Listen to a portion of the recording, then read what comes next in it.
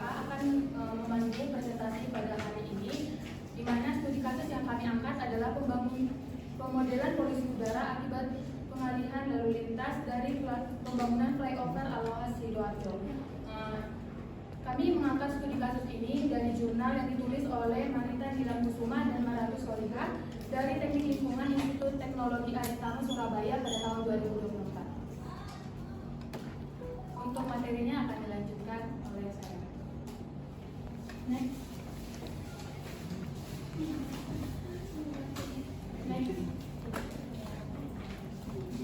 Jadi sebelumnya kelompok 3 di bulan ke-8 12 orang. Ini adalah namanya. Next. Jadi sebelum menjelaskan tentang studi kasus ini, kita harus mengetahui apa itu pencemaran udara. Saya akan membacakan definisi pencemaran udara.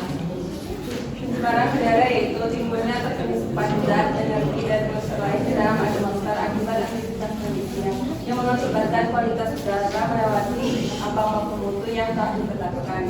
Kualitas udara yang terkontaminasi kandungan zat pencemar disebut sebagai udara yang tercemar, dan hal ini dapat menyebabkan kerusakan pada lingkungan serta mengancam kehidupan manusia.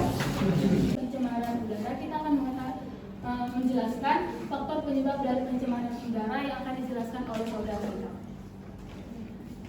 Baik, jadi Bapak dan teman-teman, perkenalkan nama saya Putra Haikal dengan BP 23109431. Di sini saya akan menjelaskan faktor penyebab pencemaran udara. Di sini pada jurnal ini dibagi menjadi dua, faktornya itu ada internal dan eksternal.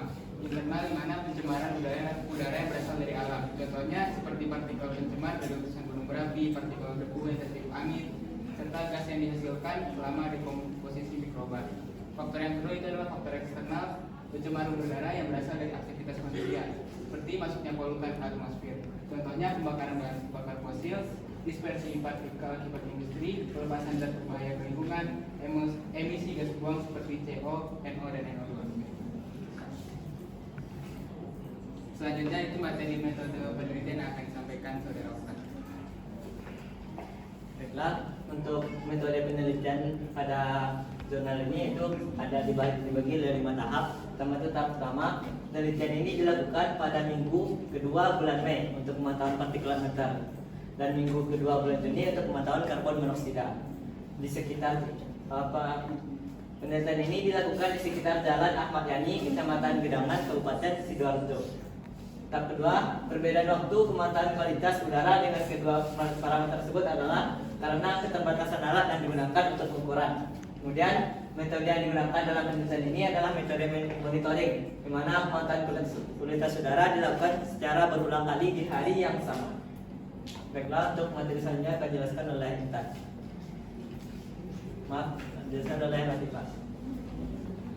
Baiklah, untuk metode penelitian selanjutnya tahap keempat yaitu pemantauan konsentrasi partikulat mater yang dilakukan pada 13 titik sampling dan 4 titik sampling untuk pemantauan konsentrasi karbon monoksida atau CO. Kemudian tahap yang kelima yaitu pengukuran volume kendaraan dilakukan pada jam puncak kepadatan lalu lintas yaitu pukul 7 sampai 8 dan pukul 12 sampai 13.00 dan pukul 17.00 sampai 18.00. Alat yang digunakan adalah CO meter mercurochrome YCO tahun 2008. Baiklah, selanjutnya.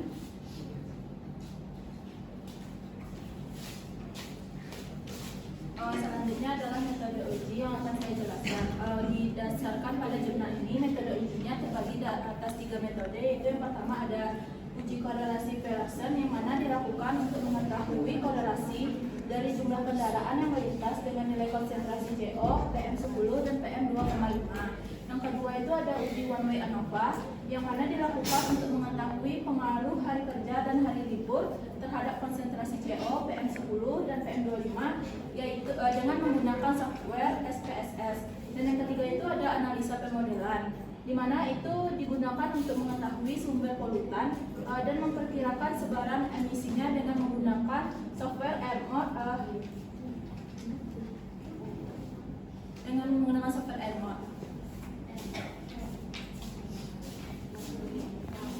Baiklah, selanjutnya saya akan mempresentasikan dari lokasi sampling. Perlu diketahui bahwa Pemilihan titik sampling ini dilakukan dengan memperhatikan interpretasi keterwakilan wilayah tadi.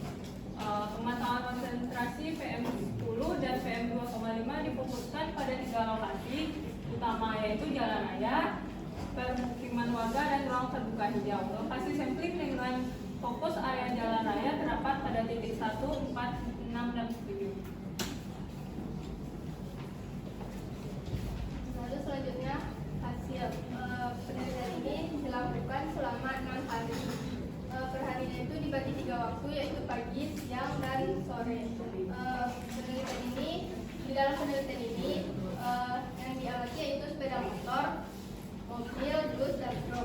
Lalu didapatkan data bahwa jumlah kendaraan terbanyak yang melintasi Jalan Ahmad Yani adalah sepeda motor, mobil, dan truk.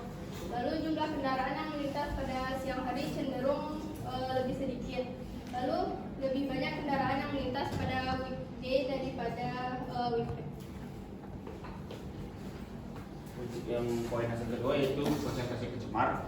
Konsentrasi pencemar nilai konsentrasi PM25 terendah terdapat pada pengukuran Minggu tanggal 14 bulan 5 tahun 2023 di titik 8 dan 9 dengan nilai sebesar 8,87. Nilai konsentrasi PM25 tertinggi terdapat pada pengukuran hari Selasa tanggal 9 bulan 5 tahun 2023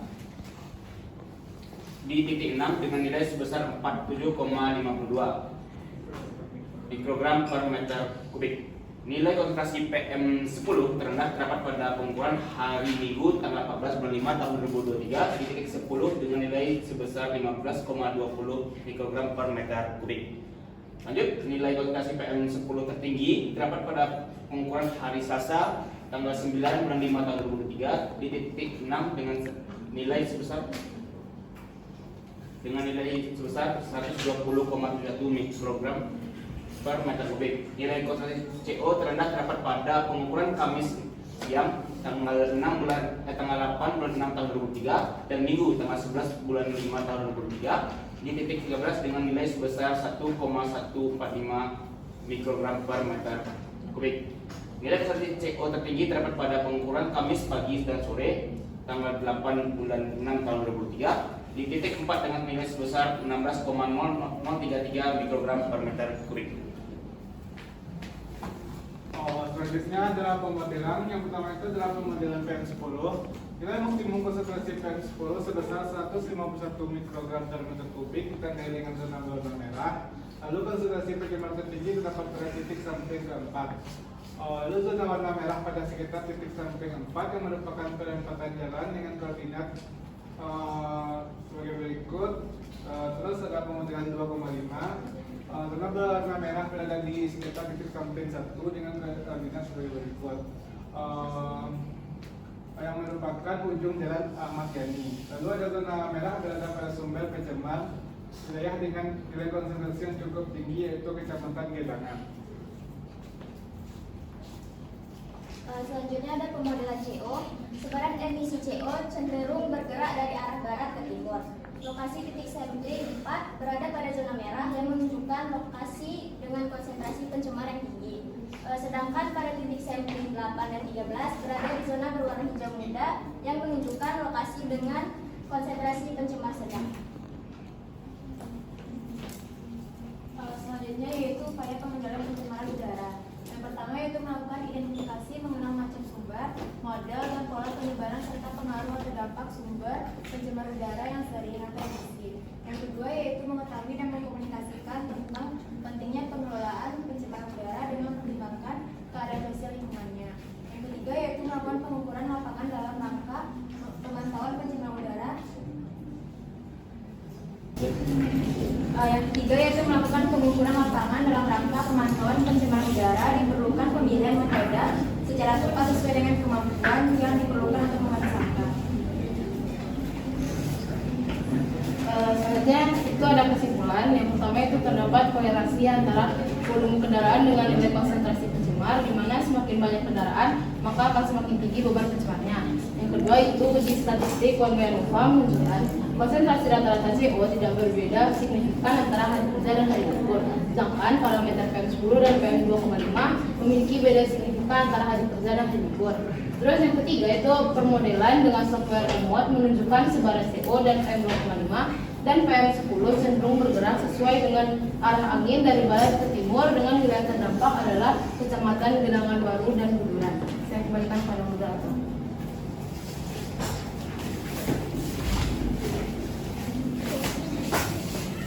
Baiklah Bapak dan teman-teman semua, sekian presentasi tentang pemodelan kualitas udara dari kelompok 3. Jika ada kesalahan mohon dimaafkan. Sekian dan terima kasih.